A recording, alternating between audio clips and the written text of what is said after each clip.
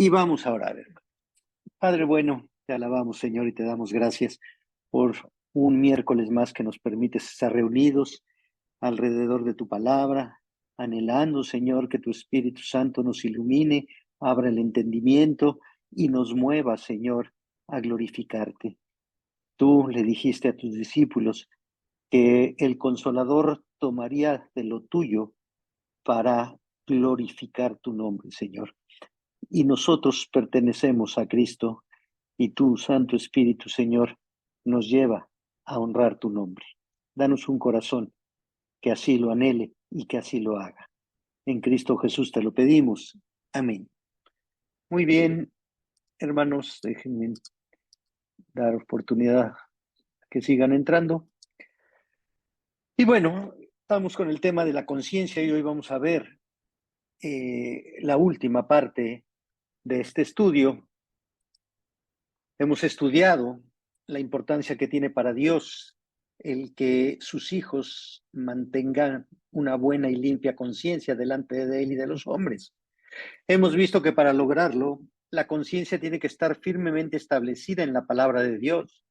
Y esto no solo implica aceptarla, conocerla, sino practicarla, hacer de la palabra de Dios nuestro estilo de vida y no una actividad más en nuestra forma de vivir. Y dentro de el tema de la conciencia, hay un tema muy relevante. ¿Tienes conciencia del infierno? Este tema del infierno molesta a muchas personas. Aún entre los creyentes es un tema que incomoda. Nos gusta pensar en el amor de Dios. Dios es amor. Nos gusta exaltar la misericordia de Dios, pero olvidamos que este mismo Dios que es amor y que es misericordia es un Dios justo, es un Dios fiel a su palabra, es un Dios inmutable. Y pocas veces exaltamos la santidad de Dios. Nos arropamos en el amor, en la misericordia, porque la santidad nos incomoda. Pero no hemos entendido que la salvación que nos es dada por gracia implica la santidad. Y sin santidad nadie va a ver a Dios. La santidad es el regalo de Dios que nos libera de la esclavitud del pecado. La santidad es el regalo de Dios, el don de Dios, la gracia de Dios que nos capacita para andar por las sendas de justicia que Él preparó para nosotros por amor de su nombre. Y lo hemos dicho y lo seguiré repitiendo. Hoy la iglesia exalta el conocimiento por encima de la obediencia. Y no hemos entendido que sin santidad práctica, el conocimiento nos condena. ¿Por qué hay tantos que no les preocupa el infierno? O en una palabra, que no tienen temor del infierno. No le tienen miedo a un león cuando solo lo ven pintado en un cuadro en la pared, porque se trata solo de un cuadro. Saben que no es real. Pero si ese león se les apareciera en medio de la calle, entonces saldrían corriendo llenos de pavor. La conciencia del ser humano tocante al infierno es semejante a la del hombre que solo ve un león pintado en un cuadro. Leemos del infierno en la Biblia. Sabemos que el Señor Jesús habló del infierno. De hecho, Cristo habló del infierno más que cualquier otra persona en las Sagradas Escrituras. Pero aún así, no tenemos conciencia del infierno. Existe el peligro de pensar que somos creyentes porque tenemos un comportamiento, entre comillas, religioso. Pero interiormente estamos llenos de huesos secos, de huesos muertos, como Cristo le dijo a los fariseos. Y cauterizamos nuestra conciencia a través de un conocimiento intelectual de la Escritura, Pero la conciencia, como juez justo, nos condena. Nos hace ver que no somos lo que creemos ser, a pesar de que sabemos que Dios sabe lo que verdaderamente somos. La Biblia condena la falsa profesión de fe, los falsos creyentes, los falsos maestros, los apóstatas, los anticristos que están en las congregaciones, que están expuestos todos estos al Evangelio, pero con sus hechos de vida lo niegan, lo rechazan. Y esto muestra que nunca han gozado de la gracia redentora de Cristo. Todos los falsos creyentes, Cristo les llama hacedores de maldad, y estos no entrarán al reino de los cielos. Su destino es el infierno, llevándose con ellos todos sus galardones intelectuales y aún ministeriales. Dios, nos muestra la Escritura, es un ser infinito, es un ser eterno. Cada acto pecaminoso es cometido contra un Dios infinito y santo. En cada acto de pecado destronamos a Dios y nos colocamos a nosotros mismos en su lugar. ¿Verdaderamente somos conscientes del infierno? ¿Verdaderamente vivimos con un temor reverencial a Dios? ¿Verdaderamente somos conscientes de que en el infierno habrá conciencia? Recordemos la historia que narra Lucas en el capítulo 16 de su Evangelio. El rico y Lázaro, el mendigo. Ambos murieron. El hombre rico fue al infierno, mientras que Lázaro fue al seno de Abraham. El hombre rico estaba consciente de que sus pecados lo llevaron a ese lugar de tormento. Es interesante el analizar el texto y darnos cuenta que el rico nunca dice, nunca se pregunta, nunca se cuestiona, ¿cómo vine a estar aquí? ¿Cómo llegué a este lugar? ¿Realmente merezco esto? Nunca piensa si es demasiado exagerado el castigo. Él nunca dice nada de eso. Solo le pide a Abraham que envíe a alguien, y en ese momento quiere que Lázaro vaya, a avisarle a sus hermanos que aún viven y les advierta del infierno. El texto no nos dice cómo se llamaba el rico, nos dice cómo se llamaba el mendigo Lázaro. En el libro de la vida están escritos los nombres de aquellos que han sido llamados para salvación. Pero no hay un libro de un registro en el infierno de quienes se van ahí. Tal vez por eso no se conoce el nombre del rico. Pero el rico tiene conciencia del lugar donde se encuentra. Tiene conciencia de Dios. Se dirige al padre Abraham y le suplica. Tiene conciencia del lugar de sufrimiento que sus actos de vida le llevaron a estar ahí. Y esto nos muestra la Escritura, que en el infierno habrá conciencia. Habrá conciencia de que estamos o de que están o de los que estén del lugar donde están. Habrá conciencia de que despreciaron a Cristo el Salvador. Y ese verdaderamente será el martirio. Cada pecador tendrá una conciencia plenamente informada. Será sumamente consciente y sensible que en el infierno pasará la eternidad. Esta experiencia de tener conciencia de un sufrimiento eterno es el sufrimiento al que enfrentan todos los que rechazan a Cristo. Jonathan Edwards en un sermón sobre el futuro castigo de los impíos, habla de cómo estos son incapaces de encontrar un solo instante de descanso en el infierno. Y cito, no hallarán nada que alivie sus penurias en el infierno.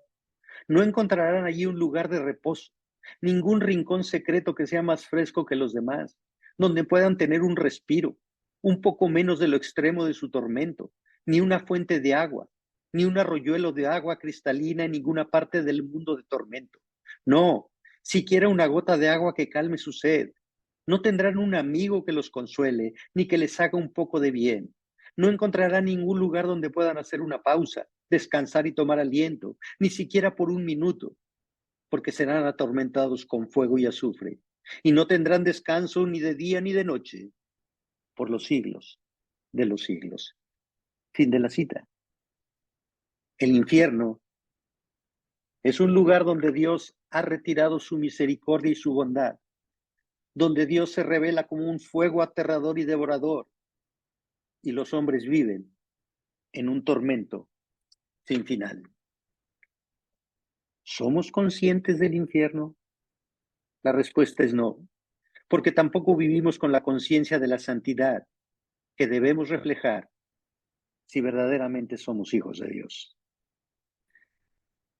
Muy importante lo expresado por el fundador del Ejército de Salvación, el pastor William Booth. Lo expresó a finales del siglo XIX.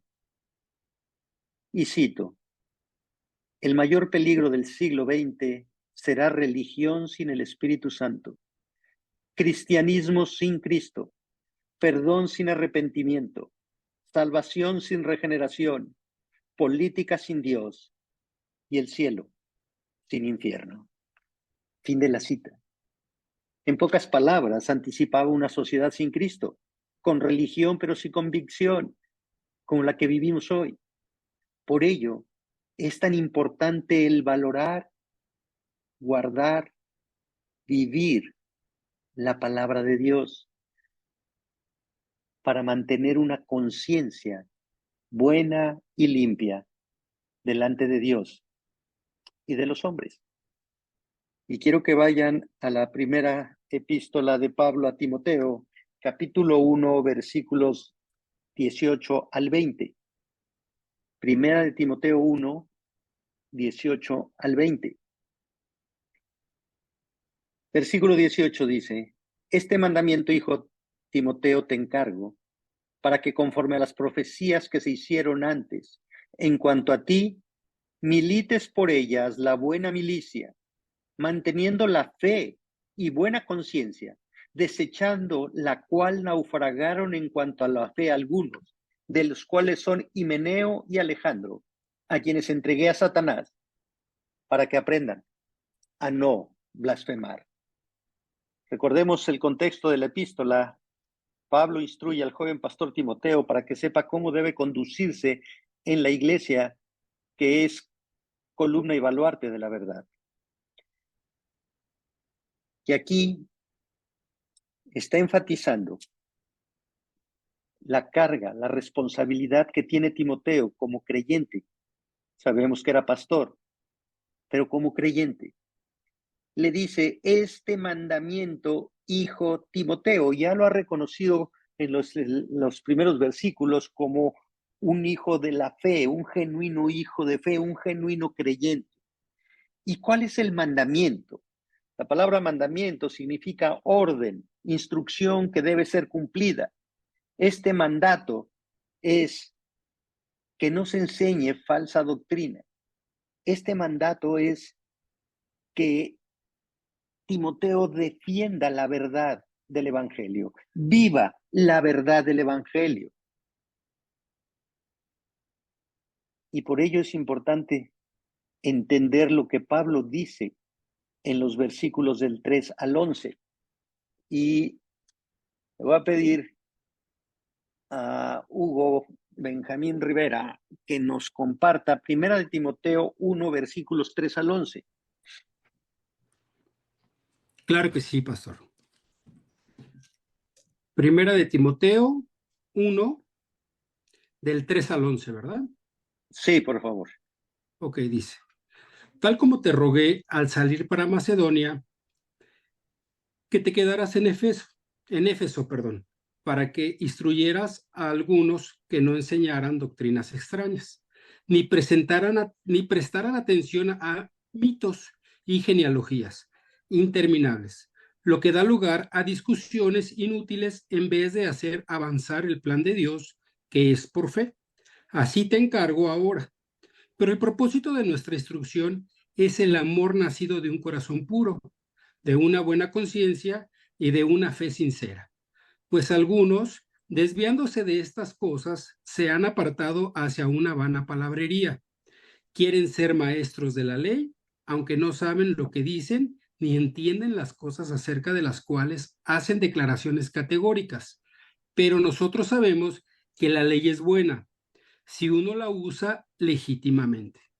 Reconozcamos esto, que la ley no ha sido instituida para el justo, sino para los transgresores y rebeldes, para los impíos y pecadores, para los irreverentes y profanos, para los que matan a sus padres o a sus madres, para los asesinos, para los inmorales, homosexuales, secuestradores, mentirosos, los que juran en falso, y para cualquier otra cosa que es contraria a la sana doctrina, según el glorioso evangelio del Dios bendito que me ha sido encomendado. Gracias, Hugo. Tremendas descripciones de Pablo, de lo que son los impíos y los que están enseñando mentiras. Y Pablo exhorta a Timoteo a que defienda la sana doctrina, a que como creyente guarde la sana doctrina. Pero esto a Timoteo le va a generar un conflicto.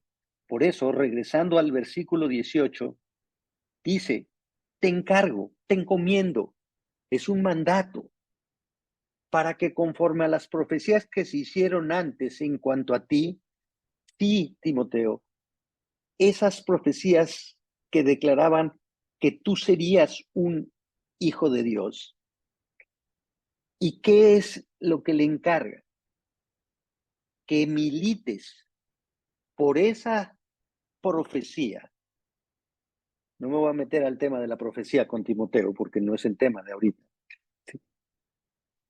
Que milites la buena milicia. Militar es un término militar.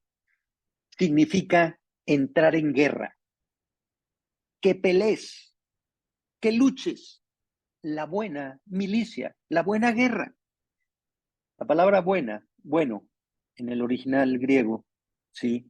Kalos, significa aquello que es moralmente adecuado, aceptado y agradable a Dios.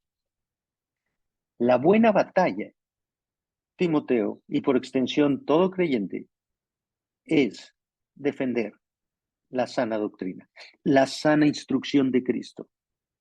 Defender, guardar la sana instrucción. Eso te va a llevar a combatir. Primero contigo, a guardar la fe y a mantener una conciencia limpia, una conciencia sincera, sin engaños. Y después a pelear contra todos los que se oponen, los que ridiculizan, los que se burlan, los que transforman, los que alteran la sana doctrina, la sana enseñanza de Cristo. Dice el versículo 19, manteniendo la fe y buena conciencia, desechando la cual naufragaron en cuanto a la fe algunos. Aquí viene el mandato y una advertencia. Manteniendo. La palabra mantener en el original griego significa tener la capacidad de sostener, con la implicación de aferrarse, de no soltarse. Es estar firmemente agarrado con las dos manos a la fe. Y aquí la fe es una comparativa de la sana doctrina. La fe no solo es la creencia, la fe también es la confianza de que toda la instrucción de Cristo es buena. Aquí la fe se equipara a la verdad. Jesús le dijo, orando a su Padre, dijo, orando por sus discípulos a su Padre, santifícalos en tu palabra. Tu palabra es verdad. No vamos a encontrar santificación separados de la palabra de Dios. Mientras más palabra de Dios haya en nuestro corazón, gobernando pensamientos, conductas, palabras, menos errores de vida cometeremos.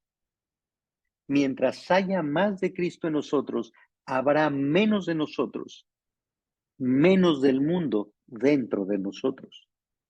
Entonces, Timoteo, en medio de los que están enseñando falsedades, aférrate a la palabra.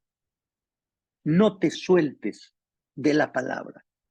Y dice, ¿cómo podemos mantenernos en la palabra? Bueno, primero tenemos que conocerla, tenemos que creerla, tenemos que entenderla, tenemos que vivirla, amarla y proclamarla.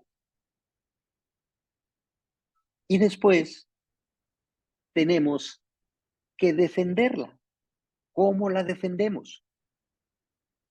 No solo predicando la verdad, sino practicando la verdad. La mejor forma de guardar la palabra es llevándola a la práctica. La mejor manera de ser protegidos por la palabra es llevándola a la práctica. El mejor escudo para nuestra conciencia es mantenernos en la verdad, creer la verdad, hablar la verdad, vivir la verdad. La verdad no tiene memoria. La mentira, el engaño y el fraude, sí. Te tienes que acordar qué dijiste, a quién se lo dijiste, cómo se lo dijiste, por qué se lo dijiste, para qué se lo dijiste. La verdad no tiene memoria. Y agrega que hay que mantener no solo la fe, sino la buena conciencia. Y ya dijimos que una buena conciencia es la que está de acuerdo con la doctrina de Dios. La obediencia a esa doctrina se muestra con un estilo de vida. La conciencia nos lleva a vivir la doctrina que conocemos, que creemos, que proclamamos. La enseñanza correcta de la palabra produce un estilo correcto de vida. No podemos separar la instrucción del comportamiento. El segundo obedece al primero. Un comentarista de apellido Benguel dice, la fe es como un licor muy precioso. La buena conciencia es el vaso limpio, el vaso puro que lo contiene. Y ahora viene la advertencia. Dice Pablo a Timoteo, desechando la cual, la palabra desechar en el original griego significa repudiar, rechazar como un acto voluntario.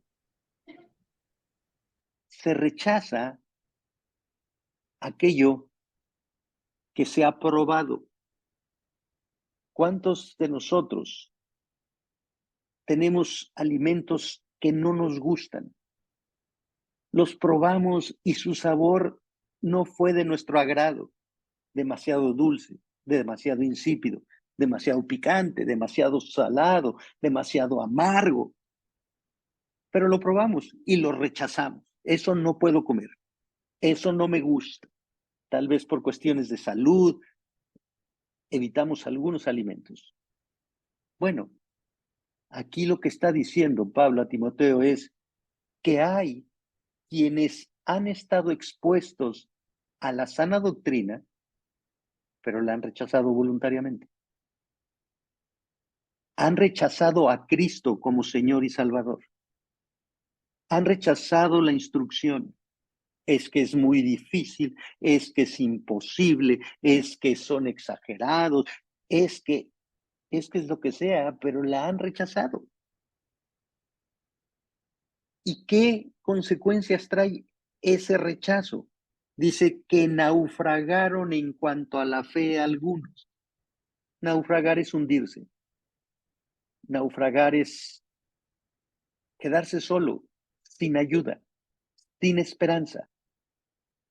Naufragaron en cuanto a la fe, respecto de la fe.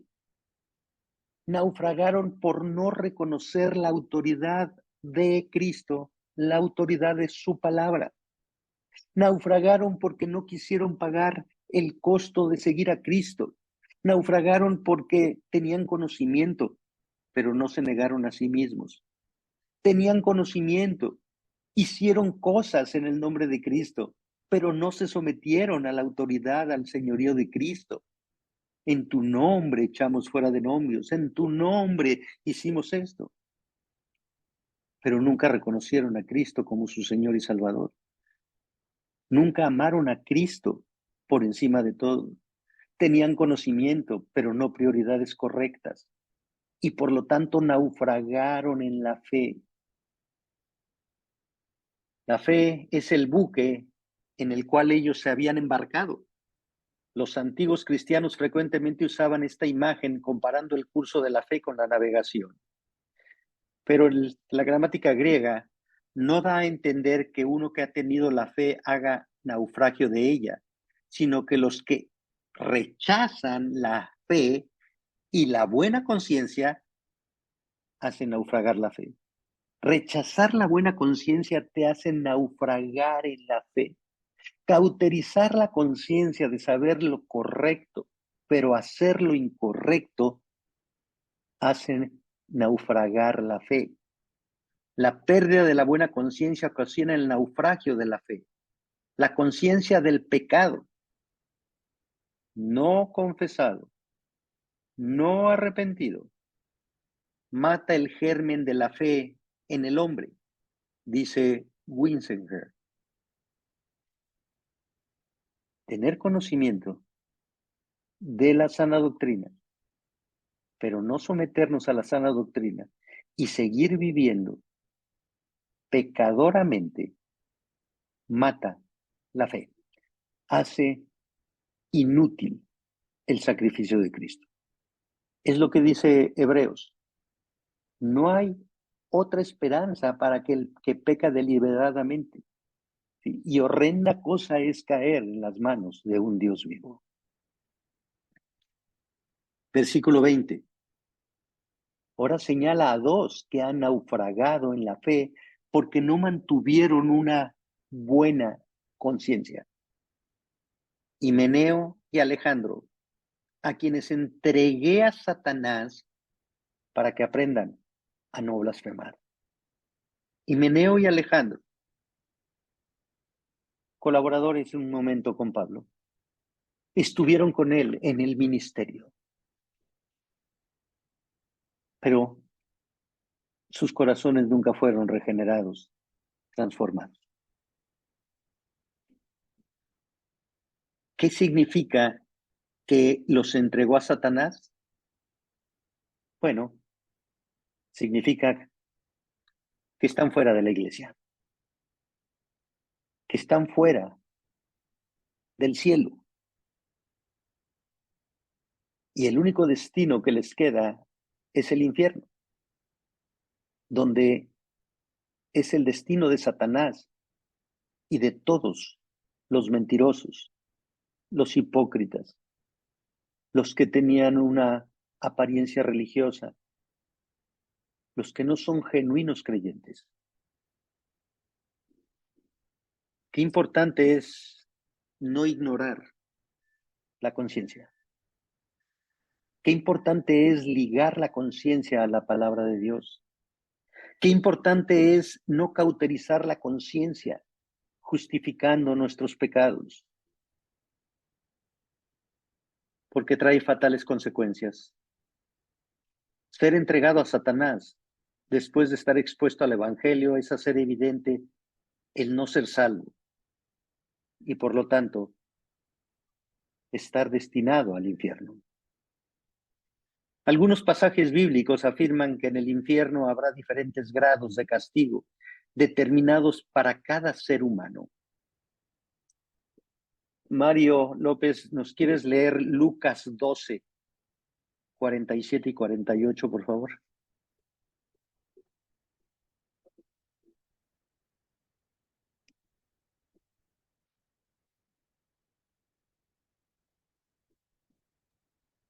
Listo, con gusto. Dice Lucas 12:47.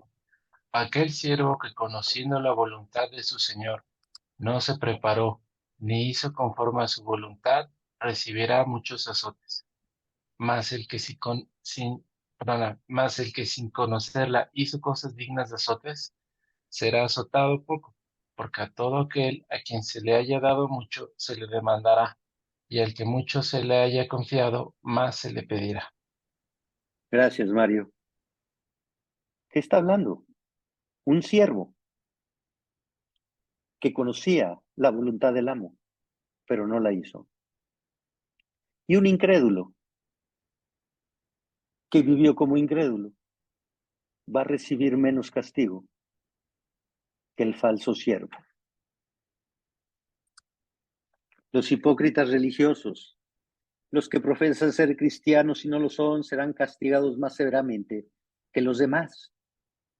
Judas, 3 años con el Señor. ¿Y qué le dijo el Señor? Bueno le fuera a ese hombre no haber nacido. Estar expuesto a la palabra y no obedecer la palabra es mejor no haber nacido.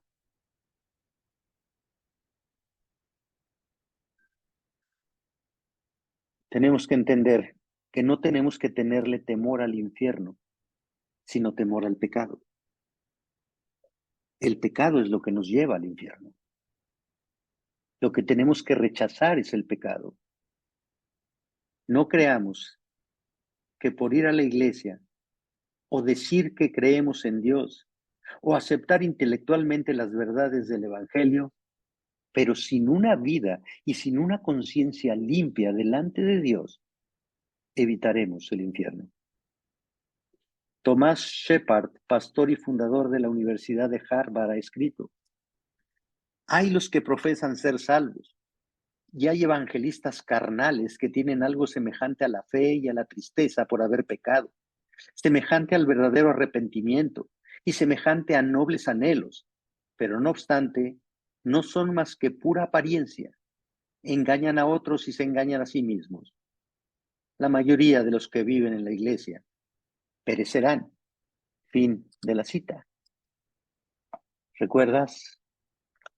Una religión sin Cristo, una vida sin convicción de pecado, un cristianismo sin Cristo. Eso es lo que está viviendo hoy la iglesia. William Nichols, en su libro Los terrores del infierno, afirma: tú que profesas ser cristiano, pero poco oras y poco lees tu Biblia, ¿cómo escaparás de la condenación del infierno? Tú que no te preocupas mayormente por los pecados pequeños ni por los pensamientos vanos y sucios que tienes, ¿estás listo para ir al infierno? ¿Tú que crees que el reino de Dios consiste de una profesión oral de fe en Cristo o que crees intelectualmente que Jesús murió por tus pecados, pero no te interesa vivir una vida santa y consagrada y que ni piensas en Dios durante la semana? ¿Estás preparado para soportar los tormentos del infierno día y noche por siempre jamás? Mejor que lo estés, porque si estas cosas son ciertas de ti, estás camino directo al infierno, a menos que te arrepientas. No te engañes. Ser cristiano no es una cosa de palabras ni de declaraciones santurronas, ni de meras creencias intelectuales, sino de un corazón nuevo y una vida nueva dedicada a no pecar y a vivir a gloria de Dios. Si estás viviendo conscientemente desobedeciendo la palabra de Dios y esto no te preocupa, no tienes derecho de creer que irás al cielo. Te estás yendo directamente al infierno. Arrepiéntete de todos tus pecados. Vuélvete a Jesucristo y entrégate a Él como Señor. Escucha sus palabras. Si tu mano o tu pie te es ocasión de caer, córtalo y échalo de ti. Mejor es entrar en la vida cojo o manco que teniendo 2 manos o 2 pies ser echado en el fuego eterno. Mateo 18:9. Nada que sea menos que negarse por completo uno mismo, abandonar el ídolo preferido, dejar el hábito pecaminoso más querido, figurativamente representado por cortarse la mano o arrancarse un ojo, es lo que Cristo exige de todo el que quiere disfrutar de la comunión con Él. Fin de la cita. ¿Por qué debemos ser conscientes del infierno?